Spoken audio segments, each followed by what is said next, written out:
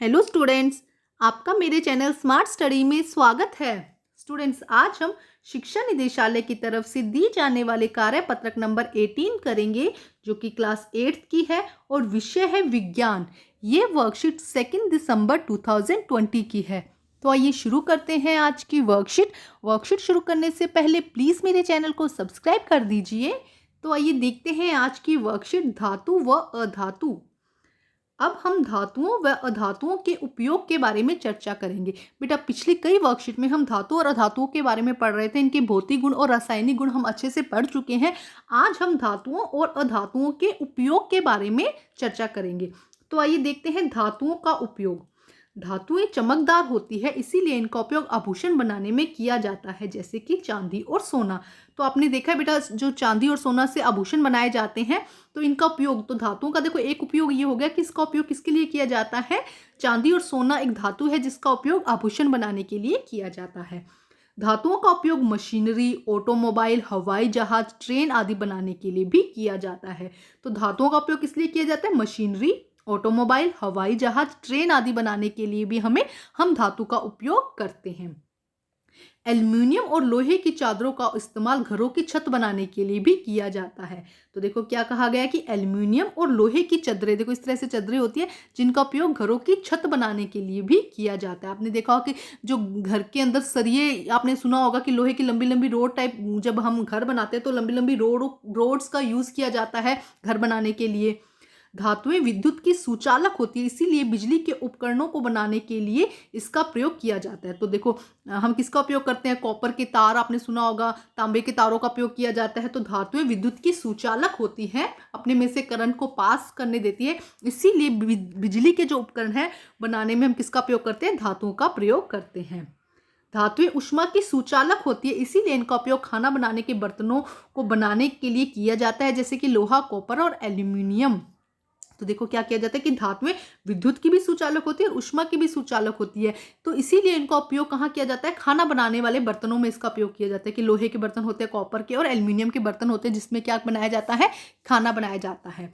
Next देखिए, thermometer में mercury का प्रयोग किया जाता है। देखो थर्मामीटर का उपयोग क्यों किया जाता है? तापमान को मापने के लिए थर्मामीटर का प्रयोग किया जाता है। और थर्मामीटर में कौन सी धातु का प्रयोग किया जाता है? मरकरी। ठीक है स्टूडेंट, अब हम देखते हैं अधातुओं के उपयोग। बहुत आसान है आज की वर्कशीट बेटा। कार्बन। कार्बन एक अधातु है जो सभी जीवों और उनके उत्पाद में मौजूद है। इसका उपयोग पेंसिल, कोयला, बैटरी आदि बनाने के लिए किया जाता है। तो देखो कार्बन क्या है? एक अधातु है जो सभी जीवों और उनके उत्पादों में एक मौजूद है। सभी जीव जो हम हैं, जितने भी जीव हैं, उनमें क्या होता है? कार्बन मौजूद होते हैं, उसके अंदर कार्बन होती है। इसके अलावा इसका उपयोग कहाँ किया जाता है? देखो कोयले में इसका उपयोग किया जाता है, पेंसिल में और बैटरी में इसका उपयोग किया जाता है। नेक्स्ट है फॉस्फोरस। फॉस्फोरस माचिस, पटाखे, जर्मिसाइड व विस्फोटकों के लिए इनका उपयोग किया जाता है। फॉस्फोरस का उपयोग किया जाता है माचिस बनाने के लिए, इनका उपयोग किया जाता है। पटाखे बनाने के लिए भी फॉस्फोरस का उपयोग किया जाता है। ठीक है, विस्फोटक और जर्मिसाइड्स के रूप में। सल्फर। सल्फर का प्रयोग दवा के रूप में किया जाता है, बारूद के रूप में और एसिड बनाने में इसका प्रयोग किया जाता है। तो देखो सल्फर का प्रयोग किसके लिए किया जाता है? दवा बनाने में, बारूद बनाने में और एसिड बनाने में किसका प्रयोग किया जाता है? सल्फर का प्रयोग किया जाता है। नाइट्रोजन। नाइट्रोजन का प्रयोग कहाँ किया जाता है? उर्वरक व कीटनाशक में। नाइट्रोजन का प्रयोग कहाँ किया जाता है? उर्वरक व कीटनाशक में हम नाइट्रोजन का प्रयोग करते हैं। देखो अधातुओं के भी कितने प्रयोग दिखाए गए हैं। आयोडीन। आयोडीन का उपयोग एंटीसेप्टिक दवाओं बनाने में औषधीय उद्देश्यों में किया जाता है।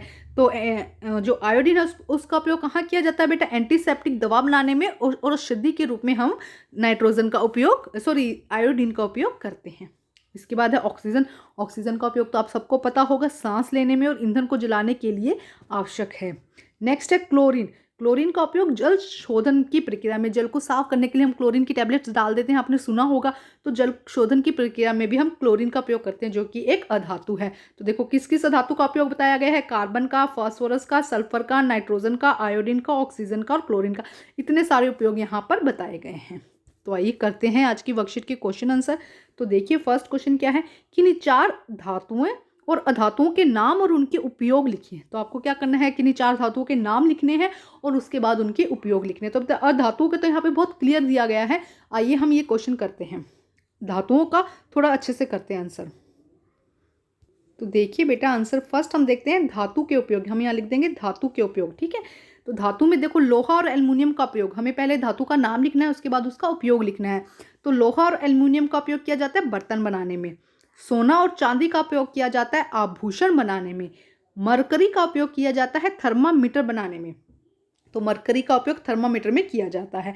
कॉपर का उपयोग किया जाता है बिजली के तारों को बनाने में किया जाता है। देखो यहाँ पे हमने देखा है, पहले हमें क्या लिखना है, धातु के उपयोग लिखने हैं। तो पहले हम लिखेंगे धातुओं के नाम, लोहा, एल्युमिनियम, सोना, चांदी, मरकरी और कॉपर।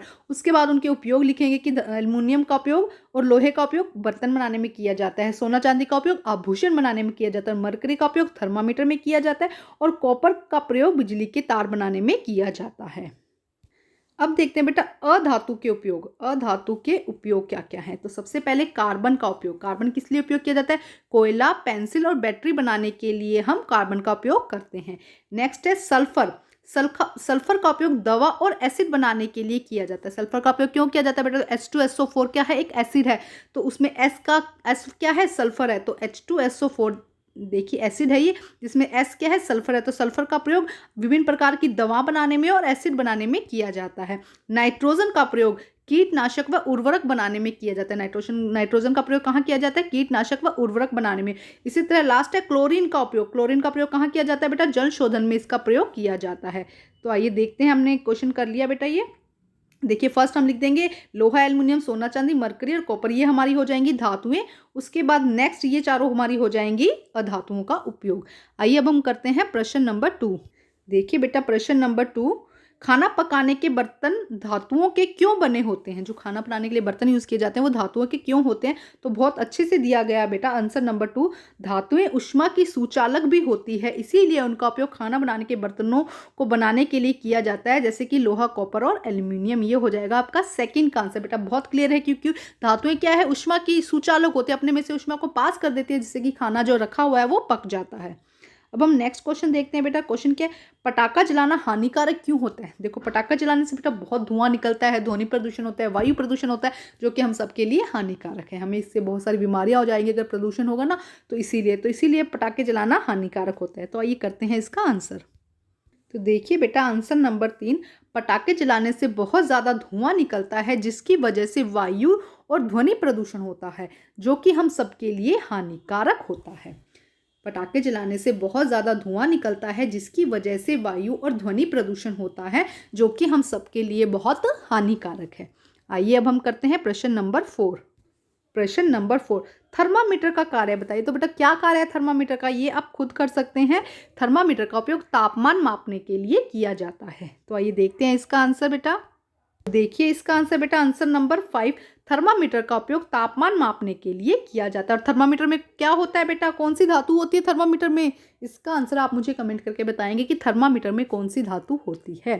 ठीक है, आइए अब हम करते हैं नेक्स्ट क्वेश्चन बेटा। तो देखिए क्वेश्चन नंबर 5, चोट लगने पर दवा में किस धातु का प्रयोग किया जाता है? बेटा क्या होता है चोट लगने पर? जब आपके चोट लग जाती है तो उसमें किस धातु का प्रयोग किया जाता है? तो उसका आंसर होगा बेटा आयोडीन। आयोडीन होती है, जब हम बेंटाडीन ये सब लगाते हैं तो उसके अंदर क्या होती है? आयोडीन। तो आयोडीन अधातु है जो क्या करती है? एंटीसेप्टिक होती है, जिसमें क्या होता है जो बैक्टीरियाज हैं वो ग्रो नहीं कर पाते, इसीलिए इसको लगाया जाता है। तो चोट लगने पर आयोडीन धातु का उपयोग किया जाता है। तो बेटा आज की वर्कशीट कंप्लीट होती है। वर्कशीट कंप्लीट करके अपने टीचर से चेक कराइए और प्लीज़ मेरे चैनल को लाइक कीजिए, सब्सक्राइब कीजिए और शेयर कीजिए। Thank you students.